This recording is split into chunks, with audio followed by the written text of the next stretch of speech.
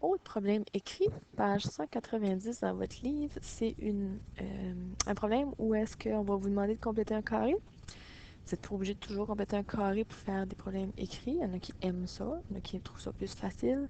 Vous pouvez trouver une autre méthode aussi, mais si on vous exige de compléter le carré, vous n'avez pas le choix de passer à travers cette méthode-là.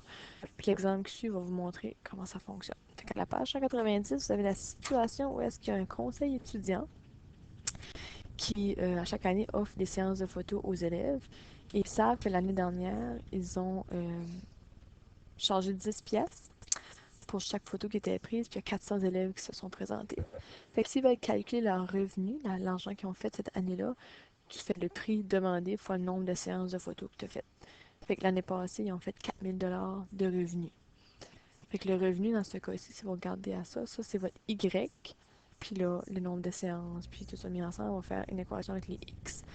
Euh, Dans le problème qu'on va faire ici, quand on veut faire des changements comme ça, dans des prix ou dans n'importe quoi, il faut faire le avant et après. Fait que l'année passée, qu'est-ce qui s'est passé ou qu'est-ce qu'on a remarqué? L'année passée, on a remarqué que pour faire un revenu de 4000 $, on a fait un prix de 10 $, puis on a réussi à avoir 400 sessions de photos. Cette année, on veut faire un changement. On veut voir si pour chaque pièce qu'on va monter, chaque 1 $, le N représente le nombre de fois que le prix augmente de 1 pièce. Je pourrais enlever le 1, puis je vais l'enlever pour mélanger, là. Fait que ce N-là, c'est le nombre d'augmentation d'une pièce. Fait que si tu mets un N, ça va coûter 11 pièces. Si tu montes ça, si ce N-là monte à 2, ça veut dire que tu es rendu à 12 pièces. Si ce N-là est un 3, tu es rendu à 13 $. Mais à chaque fois que tu fais des changements de prix, fait que tu ajoutes une pièce à ton prix, tu perds 20 personnes. Au lieu d'avoir 400 séances de photos, tu en aurais 380, 360, 340, 320 à mesure. Fait que quand ce prix-là monte, ce chiffre-là descend parce qu'il y a moins de monde qui sont intéressés à payer ces montants-là, fait que moins de monde qui vont se faire photographier. Sauf que d'autres veulent voir quel prix qu'ils vont demander cette année pour que même s'il y a moins de monde, ils vont faire plus d'argent que l'année passée. Fait que ce qu'on fait, on prend le avant et après, fait qu'on dit, OK, j'ai un prix, je vais augmenter ce prix-là de 1 pièce à chaque fois. Fait que le N représente chaque 1 pièce que tu ajoutes. Ça, c'est ton nombre de séances. L'année passée, tu avais un certain montant. Cette année, tu vas être conscient qu'à chaque fois que ça passe à 1, tu perds 20 personnes. 20 personnes de moins. Si tu montes ça à 2, ça veut dire que c'est 2 fois 20, 40 personnes de moins qui vont venir. Si tu augmentes ton prix de 3 pièces de plus, tu perds 60 personnes. Fait que c'est comme ça que ça se passera. Fait que le plus, c'est pour augmenter le prix. Le moins, c'est parce qu'on va perdre des séances de photos. On va en faire moins. Fait que ça, c'est votre équation pour commencer avec. Vous prenez le prix de l'année passée. Vous savez que vous allez ajouter de l'argent, des pièces, une pièce à chaque fois. N, puis N, puis un autre N. Que vous aviez un 400 séances l'année passée, puis cette année, vous allez en perdre de ce 400-là. Fait que vous savez, à peu près à chaque année, il y a un 400 qui vient, puis c'était 10 pièces. Ça, vous savez ces chiffres-là. Vous changez à peu près. Mais vous changez, vous savez que ça va être ça, vos conséquences d'augmenter un prix, c'est que vous perdez 20 sessions à chaque fois. Fait que là, vous voulez avoir une forme générale, parce que c'est à partir d'une forme générale qu'on fait un complété carré. Ce que vous allez faire la distributivité. 10 fois 400, 10 fois moins 20, n fois 400, puis n fois moins 20. Champ de couleur. Fait que rendu là, ça va vous donner un 4000 moins 200 plus 400n, moins 200n, plus 400n, moins 20n au carré. Fait que là, j'ai ma fonction quadratique, j'ai un à la 2. Fait que je la remets en ordre, moins 20n au carré, plus 200n, plus 4000. Je mets ça en ordre. Fait que j'ai mon ax au carré, plus bx, plus c. Vous voyez, si jamais ils font pas de changement, fait qu'ils ajoutent pas d'argent, ça fait un 0, ça fait un 0, fait que leur revenu va être de 4000, comme l'année passée. Tu fais pas rien de changement, tu gardes ton 10 pièces, ça va 400 personnes, en supposant que tout le monde va, ça va rester même à chaque année, là. Fait que là, ici, ça vous montre un peu que vous avez fait une bonne formule, que vos calculs sont à peu près bien jusqu'à maintenant. Là, on veut compléter un carré.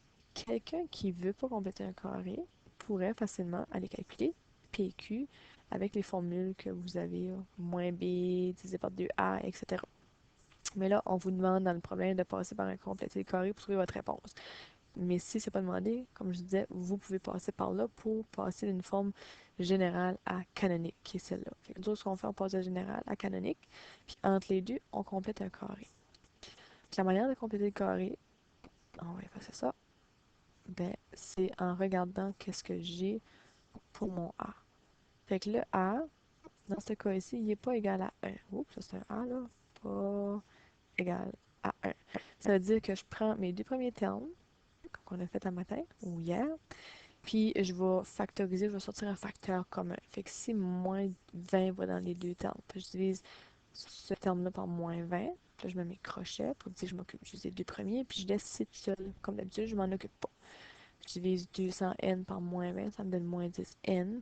Puis ça ici, ce moins 10 là, c'est mon nouveau b que je vais prendre. Je vais faire b, je divise ça par 2, parce que je complète un carré, puis je vais l'élever au carré. Fait que ce b-là, divisé par 2, va me donner moins 5. Et là, au carré, ça va me donner 25. Ce 25-là, c'est là que je viens d'ajouter, puis soustraire. Puis laisser ça dans les crochets, parce qu'on ne veut pas oublier que le 20, il faut qu'il retourne multiplier les termes que je travaille avec. Rendu à cette étape-ci, quand on a ajouté puis soustrait le b au carré, on va s'occuper des trois premiers termes pour faire notre binôme carré parfait. De la manière que je fais ça, je vais prendre mon a, c'est radical, mais mon n, ça fait n. Je peux faire suivre le signe, puis après ça, je prends la racine carrée du troisième terme qui serait 5. Ou une autre façon que vous pouvez faire, c'est racine carrée de n. Après ça, des petites secondes, je vais enlever ça de là. Puis là, après ça, vous feriez, prenez votre 5 ou votre b, excusez, divisé par 2, puis vous venez ajouter ça ici.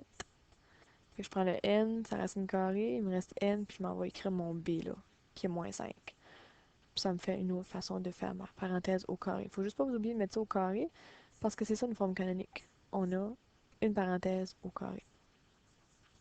Après ça, ce moins 25 là, faut pas que je m'en débarrasse tout de suite parce qu'il est encore dans des crochets.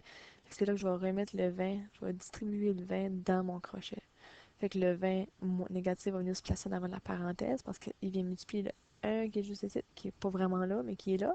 Vous ne pouvez pas faire 20 fois n puis 20 fois moins 5 parce qu'ils sont pris dans une parenthèse qui est au carré. Vous ne pouvez pas rentrer là. Fait que ça fait moins 20 n moins 5 parenthèse là, au carré plus 500 parce que moins 20 fois moins 25 donne plus 500. Puis là, votre plus 4000. Fait que vous additionnez ça ensemble, 4500. Puis ça, vous avez euh, votre forme canonique. Pourquoi on a fait une forme canonique? Parce qu'on va avoir le revenu maximum. Puis maximum veut dire sommet. Minimum veut dire sommet. Votre parabole, vu que c'est négatif, elle est ouverte vers le bas. Fait qu'elle ressemble à quelque chose comme ça. Puis je sais que quand mon n, parce que sur l'axe des x, c'est n. Parce que dans mon équation, le R est égal, ça représente toujours le Y. Fait que sur l'axe des Y, c'est mon revenu. Puis sur l'axe des X, ça sera le N. Fait que c'est le nombre de pièces que j'ajoute.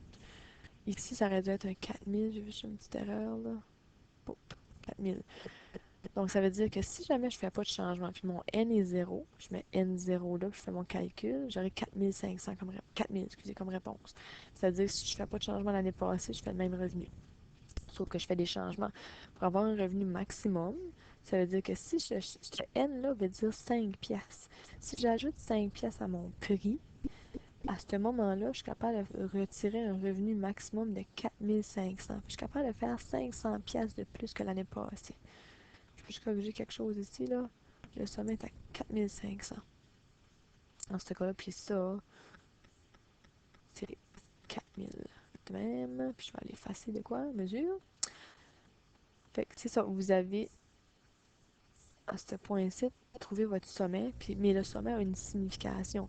Le sommet représente l'argent maximum que vous allez faire si vous chargez 5 piastres.